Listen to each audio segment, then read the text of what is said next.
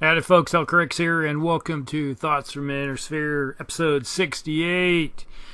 And today we're going to be talking about the Ostsol, a 60-ton mech that's basically a scout. It's like the Ostroc with a slightly different weapon layout. So it kind of does the same thing. It's almost a twin. Now, the Ostsol is a 60-ton, 5.8 0, doesn't have any jump jets, carries around 16 heat sinks, which kind of helps dissipate a little bit more. 144 points of armor. This is just like I said, it's just like the twin of the Ostroc.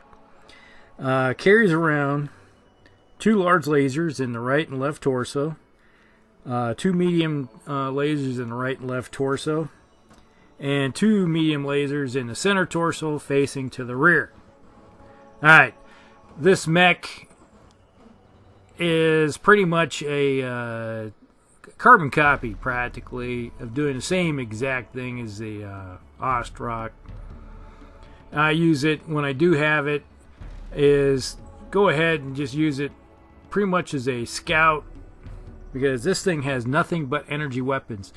And this is geared towards long-range operations when you want to get into the backfield and just keep operating without worrying about any type of supply lines to keep you from having to go back and refill ammo bays. And I always like to run this thing in conjunction with a couple wolfhounds, which we'll be getting here soon.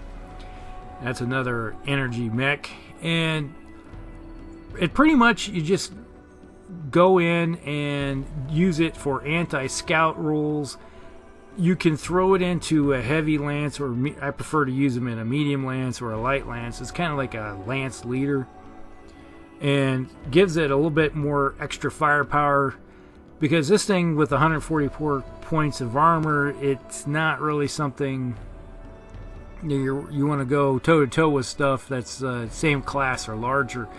Because with that minimal amount of armor it has, it gets tore up pretty quickly. That's from personal experience.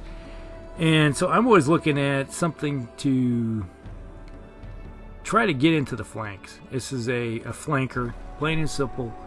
You're going to run around to the backfield, try to get around the backside, hit the scouts, push them back, tear things up.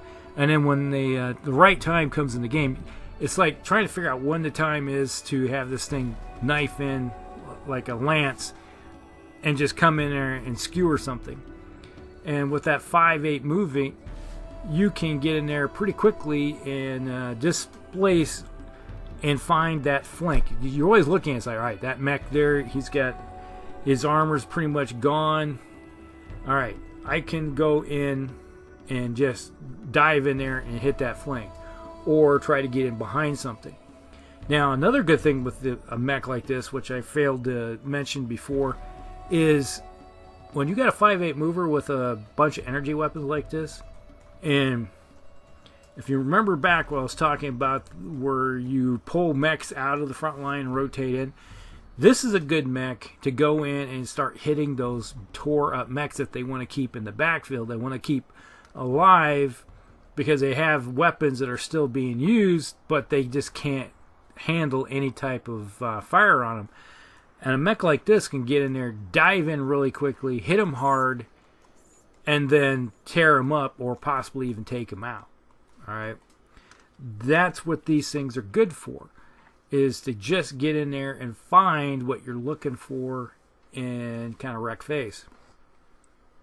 Now, there is a one variant which I hate, to just put it bluntly, is where they take the all the medium lasers, all 4 of them, take them off and upgrade the 2 large lasers to 2 PPCs. And that one, so you're basically got 2 PPCs for fire support. You know, you're basically a direct fire weapon system. You got 16 heat sinks, you're creating 20 heat. Unless you park this thing, alright, so if you park it in some heavy woods, you can fire 1 turn, do 20 heat, go up 4 in the heat scale. Next turn you only fire 1, 2, 1, 2 type of thing. That can be useful All right, but if you have to do any more movement, say if you want to walk, you're up 5 already. You're already losing movement modifiers. If you run, you're up 7 on the heat scale, and the next thing you know, it's a losing proposition. So if you try to do that 2 turns in a row, that thing is basically kind of a worthless mech. Then you got too many modifiers that you're hurting yourself. So that's one mech I do not like to use. Now, when it comes to this mech, I have a tendency to, what I do is take the 2 rear firing medium lasers and point them to the front. The whole purpose of that is that, alright, you got 16 heat sinks. You can fire the 2 large lasers, and the only thing that causes you heat is your movement. So if you walk, you go up 1. If you run, you go up 2. You can do the running 2 turns in a row with no problem. So on the 3rd turn, you're going to have to shut off a large laser to cool off a little bit. Or you can fire, as I point everything to the front, I can fire 4 medium lasers if I get in close, and then that's 12. I can run, that's 14. I don't have to worry about heat. Or I can fire 2 medium lasers and a large laser and run, and then I don't have to worry about heat. Okay, you see how that kind of works, is that once you start getting closer and you start putting in more medium lasers, because the damage output can be a lot better with the medium lasers than it is with the 2 large lasers. Now the large lasers, obviously they do 8-point shots in one spot, but you're going to get up to 20 points of damage with the medium lasers, or you can do 18 possibly if you hit with everything. And let me tell you, if you get any type of mech that's got a lot of damage that's trying to pull itself off the front line, and you hit it with 16, 18, or 20 points of damage, they're going to know it, and you have a good chance of taking them out. That's why I have a tendency, mechs like this, I put in better pilots, because I want them to be able to move as fast as they can and still hit. That's why my best gunners are typically in mechs like these, while my slow moving sloggers have a tendency to have a slightly average pilots in them. Unless it's a command vehicle, then obviously your best pilot's going to be in the best mech, and he's going to be the guy that's doing the most heavy lifting most of the time. But that's not going to be in this game. And like I said, pairing this mech up, or even the Ostroc, I have a tendency to pair them up with other energy mechs. Let's say the Wolfhounds, something that's at least a 5/8 mover. Phoenix Hawks can be pretty helpful with these two. Is that anything that can displace quickly, and you got yourself a, like I said, this is a Lance Leader. You can have 1 medium mech with it, and then maybe 2 light mechs. And that works pretty decently to keep your movement around and then do that wolf pack activity. Because if you wolf pack up, is that they'll have a tendency to focus on this mech, and then your other medium and your lighter mechs that might be in the Lance, they might ignore them as they're trying to take down the bigger guy. And those are the ones that get into the flanks and in the rear and start doing a lot of work in those nice juicy spots.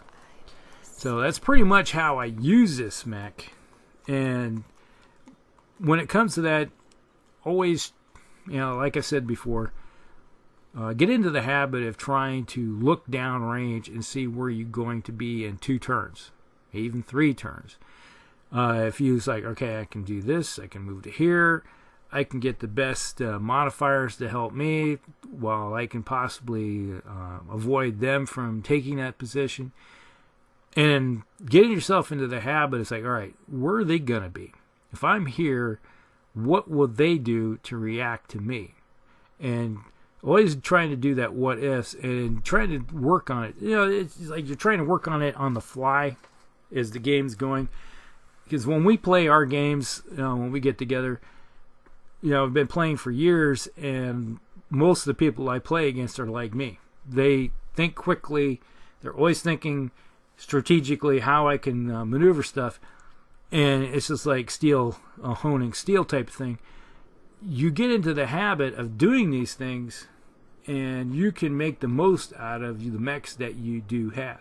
You can take a mech like this, which a lot of people overlook, and turn it into something that can do a lot of good work for you. And things like that work for you is like, say this mech is kind of running around the backfield, they'll start looking at it like, oh, how can I stop this mech from getting in behind me? They'll start worrying about this one mech and not worrying about the other mechs. That it's like the shiny thing. It's like causing the goldfish syndrome, where you got to flash a nice shiny thing in front of them to get their attention, and then you're doing other things with the other hand, sleight of hand type thing, the old magician's trick. And that's what mechs like these do for you. All right. So if you got any questions or anything about this mech, other than what I described, there's not going to be really, like I said, the only thing I would change to this mech is turn my 2 medium lasers to the front. That's it. All right. Otherwise, I kind of like the mech the way it is. And then when it comes time for the 3050 roll around, we'll talk about how I'll change that. So, if you guys got any questions, like and subscribe. Hit that old bell button so you know when I'm around. And we'll talk with you later and have a happy holidays.